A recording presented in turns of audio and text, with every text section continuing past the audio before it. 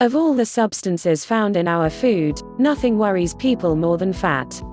People with weight issues focus on a low-fat diet, while almost everyone worries about it to some degree since we know it can cause serious health problems like heart disease. What is it and how do we know good fat from bad fat? What can we do to control our fat consumption?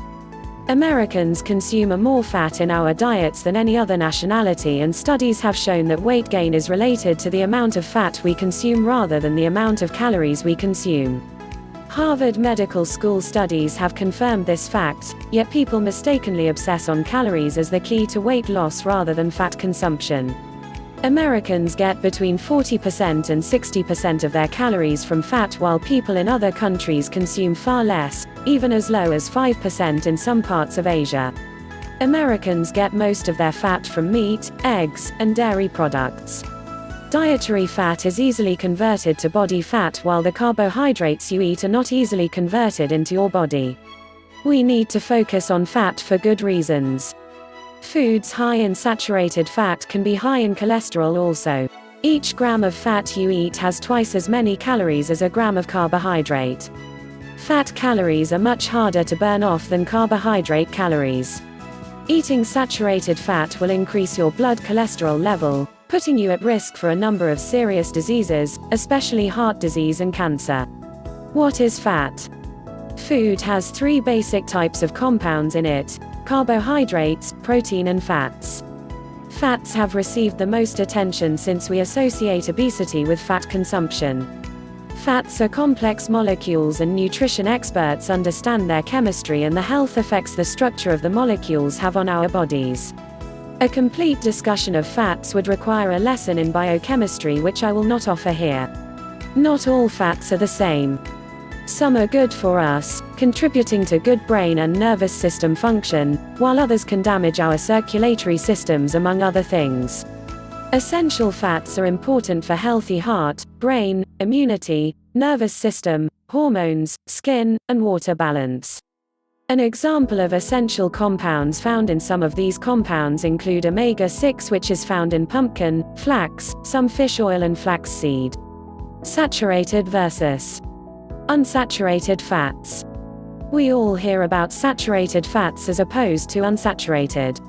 Of all the terms associated with these compounds, these are the two terms we need to focus on when we read food labels and think about our food choices. Saturated fats are made up of big molecules which are difficult for our bodies to break down. Saturated fat is most common in animal products like meat and dairy products, and in coconut. Our bodies do not need saturated fats at all, and they should be avoided. Unsaturated fats are common in plant-based foods like vegetable oils, including soybean oil, canola oil, flax oil, hemp oil, olive oil, sunflower oil, etc. Our bodies do need many of these unsaturated fats for good nutrition. For example, some fats are needed to transport vitamins like K and D in your bloodstream, since these nutrients are not water-soluble. Unsaturated fats are further divided into monounsaturated and polyunsaturated fats. These terms refer to properties of the fat molecules and again relate to our ability to break them down into useful nutrients. Polyunsaturated fats come from olive oil and other plant foods, and these fats help to lower blood cholesterol levels, which can contribute to coronary artery disease. Trans fats are unsaturated fats that have been changed either by heat or by a factory process to basically make them into saturated or harmful fats. These are common in many processed foods. Hydrogenated vegetable oil is an example of an oil that contains trans fat. Trans fats have been tied to increased risk of coronary heart disease and diabetes. Cutting down on dietary fats. The easiest way to reduce harmful fats from your diet is to drastically cut your consumption of meat, eggs, and dairy products. Doing so will eliminate most saturated fat from your diet.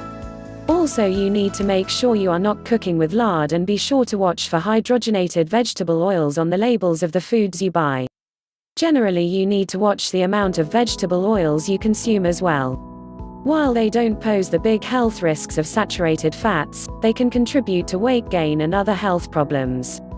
Avoid fried foods and cut down on the amount of oil you use in cooking. Remember that the key to good health is consuming a wide variety of fruits, vegetables and grains while eating as little high-fat food like meat and cheese as possible. If you have benefited from this video, immediately hit the subscribe button and bell notification now for your next inspiring video. If you would like to lose weight, click the link in the description below to learn more.